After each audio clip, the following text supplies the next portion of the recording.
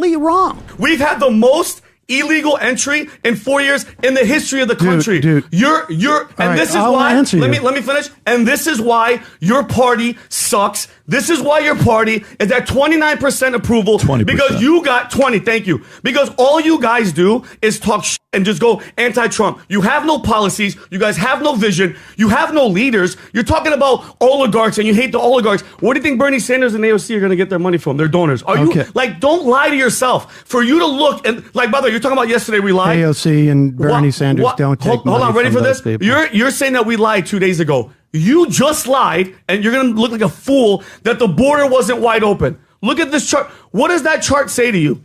What is that? What did Trump, when Trump was in, he was trying to close it, but your party was fighting it. It's unbelievable how many illegals have come in the past 100 days. I'll go through all of these charts. So this is, you can start one by one. A few years ago, Patrick Bet-David was someone that I was genuinely interested in following. As a young entrepreneur, I engaged with his content here and there, and he seemed to be focused, insightful, and genuinely invested in helping others succeed. He had a business-first mindset. But fast forward to today, and Patrick has transformed into something else entirely, a far-right media figure platforming conspiracy theorists, pushing culture war narratives, and drifting further from the business world that built his brand. Let's let this clip play in full and then analyze it at the very end. Go up. explain every one of them. Go for it. Yeah, go ahead. Yeah, you can see that this is what constitutes illegal immigration. These are, if it was an open border, you would not have these numbers. You would not have the numbers to know when Title 42 ends. Yeah. More people are coming to the border and they're being put into a system. Period. That's the best part about and that's the because definition. they were told to come. Sam, let me say something. When your president says come to the country, just going to yell all the time? No, I'm not yelling. You just give me facts. Can I turn down his microphone because you can't? Yeah, just see which one he is. I think he's seat 3 or which one is it, Rob? Seat 3. Seat 3. Seat 3. Go ahead, lower that right there. And then the mic right there. Open border would mean that we have no records of people coming across the border.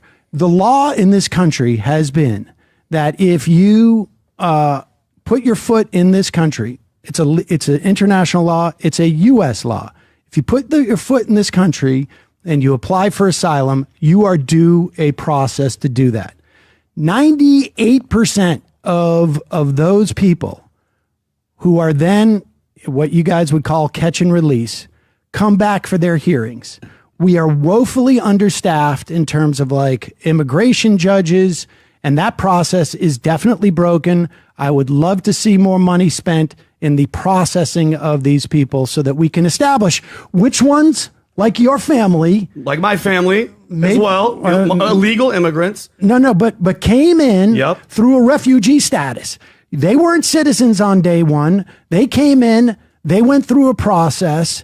And it's possible at that time, I mean, I remember, I was old enough to remember the Iran hostage situation. I remember the fallout afterwards. There may have been some form of temporary protected status, whatever it was at the time, that allows people to come in. Then they're assessed and processed. It's determined that, yes, their claim for asylum is appropriate or not, et cetera, et cetera.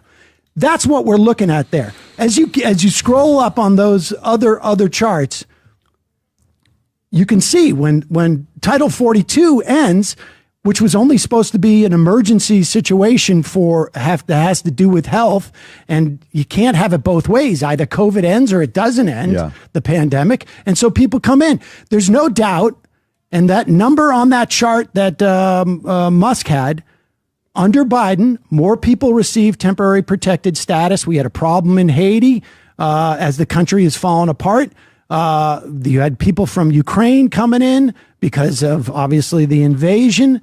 These are all under temporary protected status. They all got Social Security numbers so they could pay taxes into our government and not necessarily get the services back. Yes, and vote for Democrats. No, they can't vote. Right. Those Social Security cards literally say on the card, say you can't use this for voting. Hey, you there. If you guys like this video, please consider subscribing, dropping a like, and maybe commenting. This really boosts the video in the YouTube algorithm, and we would like to spread this message to as many people as possible. Let's get back to the video. This is why it is so satisfying to watch Sam Seder go on the Patrick Bet-David podcast and dismantle their arguments to their faces. No shouting, no theatrics, just facts. And predictably, when faced with actual data and citations, the hosts could not engage. Instead, they fell back on lazy comebacks like, "You're naive," or "That's fake news." It's classic Trumpian deflection. Attack the messenger, dodge the message. I also already covered this guy on screen who's currently about to pop a vein out of his forehead over immigration, so if you're interested in that, then go ahead and check out my channel. Let's also not forget Patrick's background. Despite me being interested in his early content, I have to critique him as well. Before his podcasting fame, he ran a company called PHP Agency, which was a multi-level marketing firm that was widely criticized as exploitative. He quietly sold it as his media influence grew though. Why? Because he knew that it would hurt his credibility. It's the same pattern. Build wealth on shaky ground, then pivot before the backlash hits. At this point, the PBD podcast isn't about thoughtful discussion, though. It's about engagement farming. Whether it's hosting election deniers or praising Alex Jones, whose signature is literally on the locker wall behind them, the show thrives on spectacle, not substance. So when someone like Sam Seder comes in with actual arguments, the contrast could not be any clearer. So let me know what you guys think. Was Sam right to call them out directly? Did this debate expose the hollowness of PBD's brand and the things that they stand for? Drop your thoughts in the comments, hit the like and subscribe, and turn on notifications so you never miss another breakdown. I'm Jake from Meet the Narrative, and I'll see you in the next one. Peace.